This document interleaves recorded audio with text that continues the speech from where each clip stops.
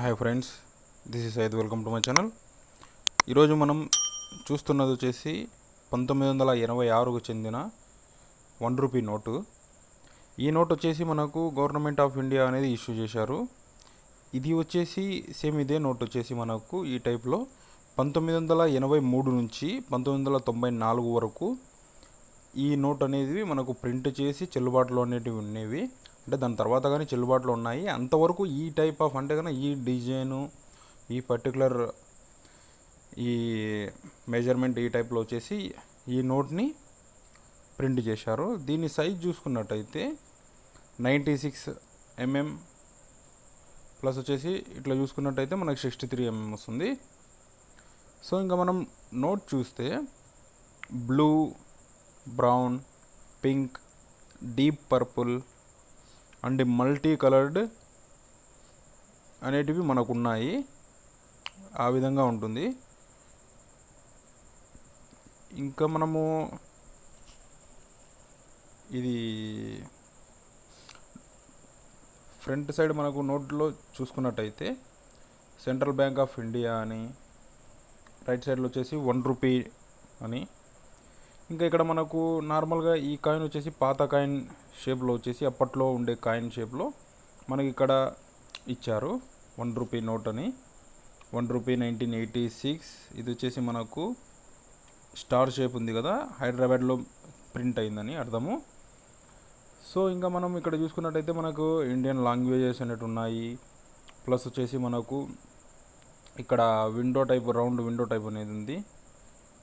అలాగే ఇక్కడ చూసుకున్నట్టయితే మనకు ₹1. ఇంకా మీకు మెయిన్ మిడిల్లో చూసుకున్నట్టయితే ఇది వచ్చేసి మనకు అది మిషన్స్ ఉంటాయి కదా, అంటే పెట్రోల్ తీసే మిషను. అంటే సౌదీలో, కువైట్లో ఉండే వాళ్ళకి ఇదైతే బాగా ఐడియా ఉంటుంది. సో అందుకు దీని ఫోటోలో వచ్చేసి మనకు అది ఇవ్వడం జరిగింది. సో ఇంకా మనం బ్యాక్ సైడ్ చూసుకున్నట్టయితే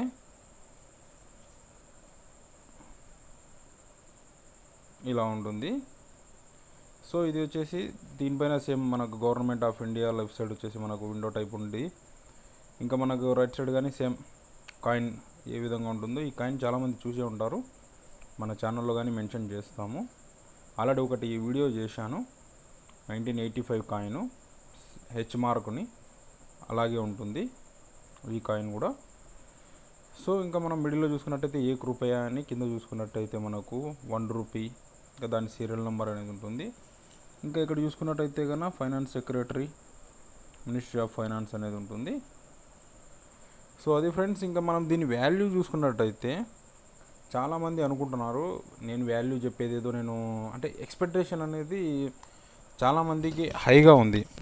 అంటే ఎలా అంటే కన్నా మనకు ఇప్పుడు ఏదోది మన దగ్గర నోట్ ఉంది, అది వేలలో లక్షల్లో వెళ్ళిపోవాలి అంటే అది కుదరదు.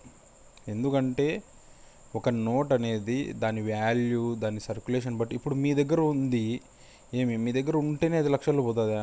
అటువంటి నోట్లు వచ్చేసి చాలా దగ్గర ఉంటాయి. కొందరు నెగిటివ్గా కామెంట్ పెడుతున్నారు. సో దాని గురించి చెప్తున్నాను నేను.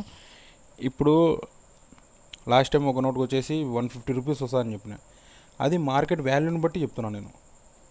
కొన్ని చోట్ల వచ్చేసి అదే నోటు నేను 150 చెప్పినది 200-300 పోవచ్చు, ఇంకా ఎక్కువైనా పోవచ్చు. కానీ అటుపక్క మనిషి వచ్చేసి తీసుకునే విధానాన్ని బట్టి ఉంటుంది. నేను తక్కువ చెప్పి మీకు ఎక్కువ వచ్చిందంటే హ్యాపీ, కానీ నేను ఎక్కువ చెప్పి మీకు తక్కువ వచ్చిందంటే కన్నా అది ఇంకా ఘోరం కదా. అది ఇప్పుడు చాలామంది అంటున్నారు 100కి 150కి చెప్పాలనా, పెట్టాలనా దాన్ని అనేది అంటున్నారు. అది వచ్చేసి నేను ఎందుకంటే కన్నా దాని వాల్యూ, దాని ఇన్ఫర్మేషన్ అనేది మీకు ఇస్తున్నాను అంతే. అది ఏదో నేను నాకేదో దీంట్లో ఆదాయం ఉంది, ఏదో లాభం ఉందని కాదు. మీకు ఒరిజినల్ మీ దగ్గర ఒకవేళ ఉందంటే దాని వాల్యూ ఎంత, దాన్ని ఇంకా మనం సేవ్ చేసుకుంటే ఇన్ని రోజులకి మనకు ఇంకా వాల్యూ పెరగచ్చు అనేది మీకు ఒక నాలెడ్జ్ ఇద్దామని అంతే. ఓకేనా? అర్థం చేసుకుంటారు అనుకుంటున్నాను. ఐ హోప్ మీకు ఈ వీడియో నచ్చిందంటే please like, share, subscribe. Thank you for watching.